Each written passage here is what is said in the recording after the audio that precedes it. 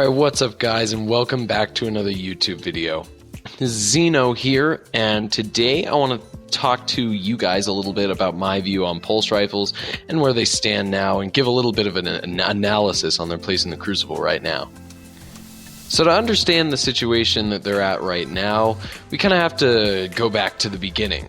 Pulse rifles have always sat at quite an interesting spot in PvP and in Destiny in general. At first they were, honestly, mediocre. With the exception of Red Death, pretty much all the pulse rifles in the game struggled to compete after people moved from their Stranger's Rifle for 3 weeks of using that beautiful gun to the shiny 4-shot Suros regime when Zur first sold it and people started getting those exotics. When the Dark Below hit a few months later, auto rifles got hit and pulse rifles got a little bit more useful. Come House of Wolves, guns like Red Death, Spare Change, and Hopscotch Pilgrim were on top. These were top tier guns. They were incredibly effective in trials. Then 2.0 Taken King hit and hand cannons got a nerf, and that kind of dethroned the Kings. Thorn, Last Word were not as useful anymore. And pulse rifles were kind of the meta for a few months there. Remember the Hawksaw meta there? That was very annoying, but yeah, it happened. So that's kind of all the changes that have happened to pulse rifles. Now the low impact ones did get a nerf at 2.0, and they were recently buffed in the April update, and that leads us to where we're talking about today, which is where do pulse rifles sit post-April update.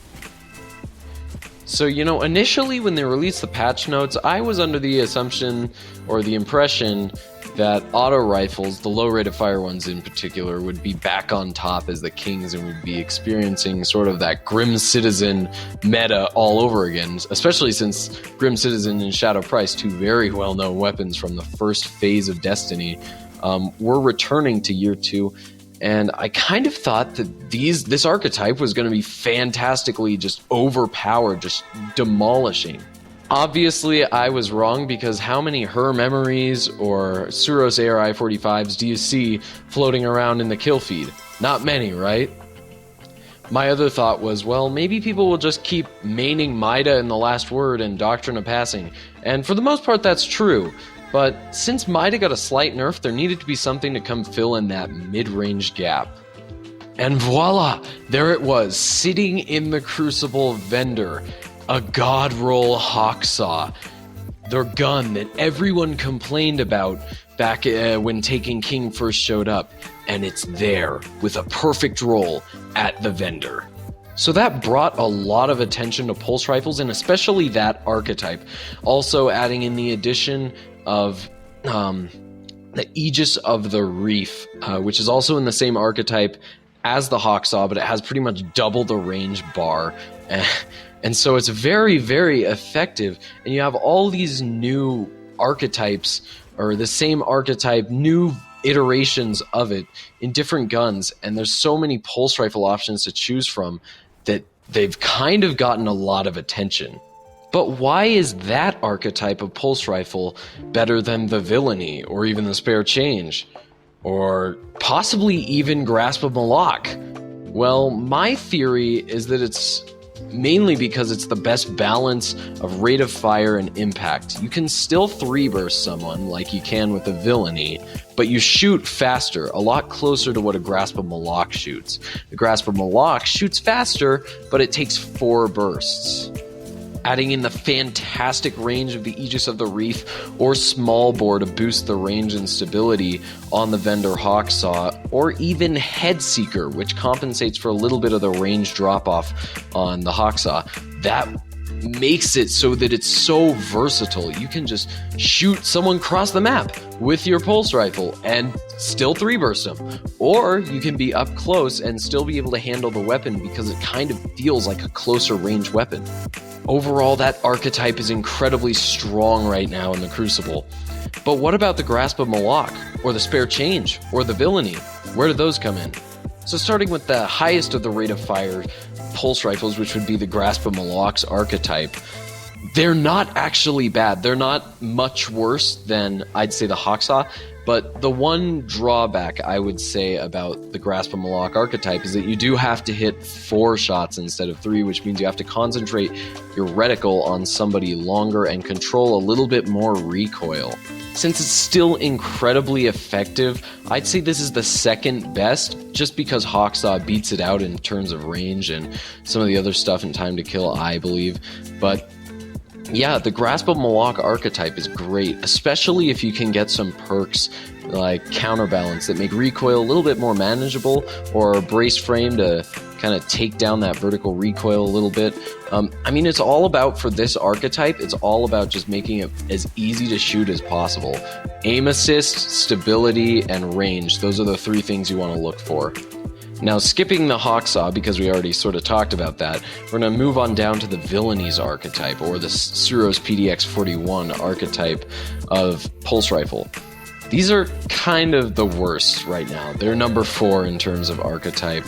I don't know why this is exactly, but I think it's mainly because it's still a 3-burst, but it shoots slower than a Hawksaw.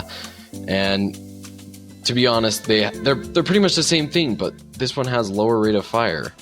That said, they're not terrible, so if you do get your hands on a good villainy roll that has really high stability, which is almost necessary for this archetype, definitely use it. They're pretty consistent, though they're not super high damage. They're still pretty consistent, and you can go on some nice kill streaks with them. Now, the final archetype of Pulse Rifle we're going to talk about is the Spare Change 25 archetype, or the super low rate of fire one with the ridiculously high 2-burst kill impact.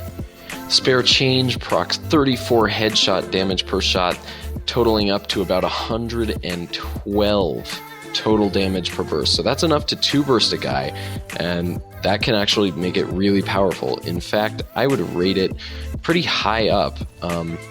If the Grasp of Malak were not so good or so fast of a time to kill, I'd rate this second to Hawksaw, but since it's not, it's kind of tied, I'd say. The range on the Spare Change is incredible. It's a fine weapon as long as you have at least some sort of small stability booster in some way, or a range booster. The range is already pretty solid, so you don't really need to worry about that too much. So the main focus of your perks for the Spare Change should either be reload perks that boost your reload speed, or maybe even like crowd control or reactive reload to boost your damage way up so you get those 2-burst kills more often. It's definitely a solid gun, and I'd guarantee that you could use it competitively in Trials of Osiris. You just have to hit your shots.